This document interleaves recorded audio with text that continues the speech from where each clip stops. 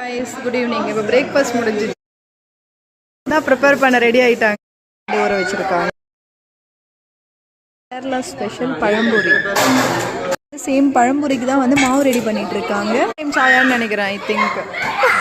இங்க பாருங்க இவங்க வந்து பார்த்தீங்கன்னா பால் விளையாடிட்டு இருக்காங்க. அவ்வளோ வேலை.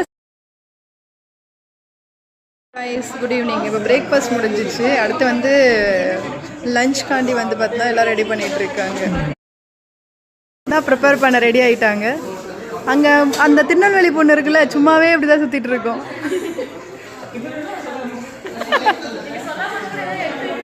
ஊற வச்சிருக்காங்க. கேரளா ஸ்பெஷல் பழம்பொரி.